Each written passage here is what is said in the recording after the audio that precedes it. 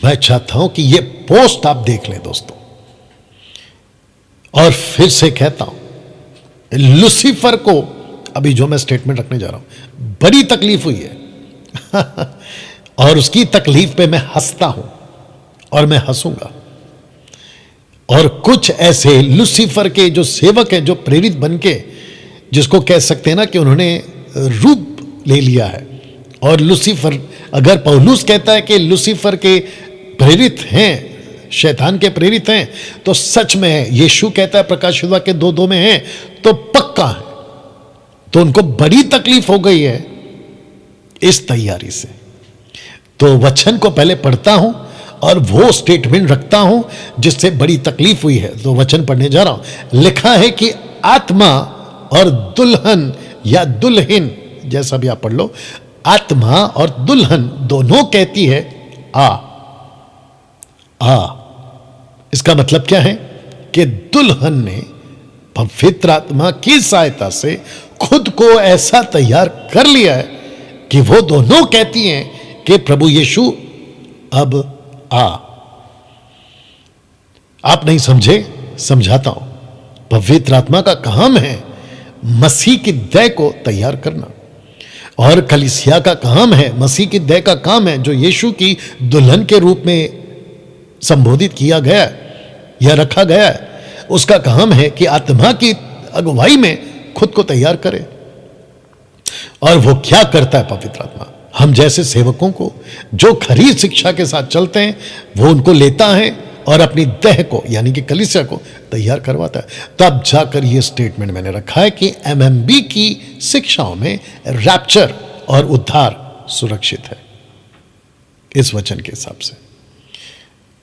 दूसरा यूहन्ना 2 John chapter 1 verse 9, जो कोई उसकी शिक्षा में स्थिर रहता है उसके पास पिता भी है और पुत्र भी है। शिक्षा का खेल है यहाँ पर। जी हाँ दोस्तों, अगर आपने नहीं सुना तो शिक्षा का खेल है यहाँ पर। आपके बीच में आपके बीच में शिक्षा का खेल है। इसका मैं थोड़ा सा ठीक कर दे रहा हूँ, या अभी ठीक है।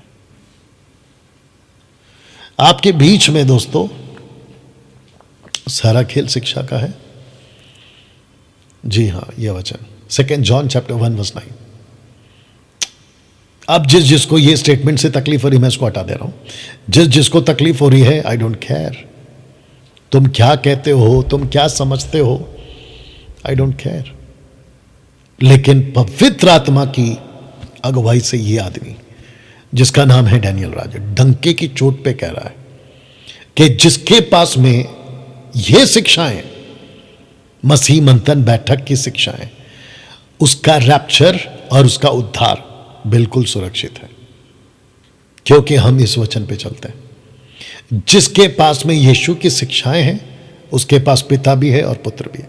अगर यूहन्ना इस डंके की चोट पे ये बात को अगर लिख सकता है, तो डंके की चोट पे मैं इसी शिक्षा को लेके चल रहा हूं, तो मैं भी लिख सकता और कह सकता हूं। इसलिए पौलुस ने कहा अपनी पत्रियों में, मुझे फॉलो करो क्योंकि मैं क्राइस्ट को फॉलो करता हूं। Follow me as I follow Christ. आई बात समझ में ना दोस्तों?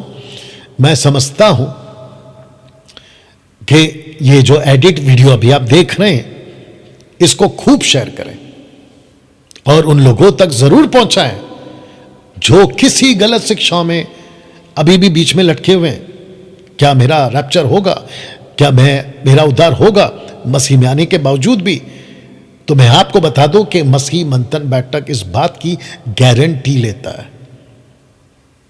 मैंने एक बार बीच में प्रचार किया था, जब, अगर मैं गलत नहीं हूं, पहला कॉन्फ्रेंस हमारा हुआ था मुंबई में, एमएमबी का। तब मैंने कहा था कि हम खरी शिक्षाओं के ठेकेदार हैं। हम ठेकेदार हैं। ठेकेदार समझते हैं, हमने ठेका लिया हुआ है आप लोगों को यीशु की शिक्षा सिखाने का। और साथ ही साथ मसीह मंथन बैठक इन भेड़ियों के बाजार में डंके की चोट पे मजबूती से खड़ा रहेगा। और मैं मसीह मंथन के लोगों को कहना चाहता हूं कि चिंता नहीं करना। जब आप मेरे विरोध में कोई वीडियो बनती हुई देखो, मसीह मंथन के विरोध में कोई वीडियो बनते हुए देखो, आपके दिमाग में ये बात को बैठा लेनी है कि ये भेड़िए हैं जो अपनी हरकत करते रहेंगे। You understand? तो जिसके चलते, हमेशा मेरा डायलॉग है, हाथी चले बाजार कुत्ते भौंके हजार। तो इस प्लैनेट पर आज दिक्कत यह है जिसको हम कह सकते हैं कि यह सबसे बड़ा टास्क, सबसे बड़ा चुनौती, सबसे बड़ा चैलेंज है कि एक व्यक्ति पैदा तो हो गया, अमीर है, गरीब है, नीच जाति, उच्च जाति, पिछड़ी जाति, ये जात का, वो जात का, इस राष्ट्र का, उस राष्ट्र का, इस कंट्री का, उस कंट्री का, कोई दिक्कत नहीं है, लेकिन वो पैदा तो हो गया, चाहे किसी में भी हो। लेकिन अभी दिक्कत यह है कि वो यहां से जाएगा कहां। और उसके बीच में मसीहा का यह संदेश है कि जिस किसी के पास में उद्धार है, सैल्वेशन है, वही बचेगा। जी हां, यह बात तो पक्की है।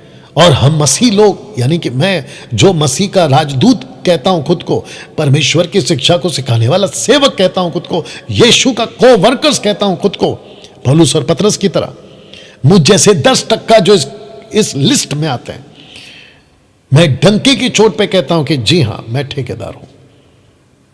और जो हमारी शिक्षा पे आ गया, हमारा बपतिस्मा का कॉन्सेप्ट क्लियर है, यीशु को अपनाने का कॉन्सेप्ट क्लियर है, ट्रायून गॉड का कॉन्सेप्ट क्लियर है, अन्य भाषा यानी कि पवित्र आत्मा के दान का कॉन्सेप्ट बिल्कुल क्लियर है।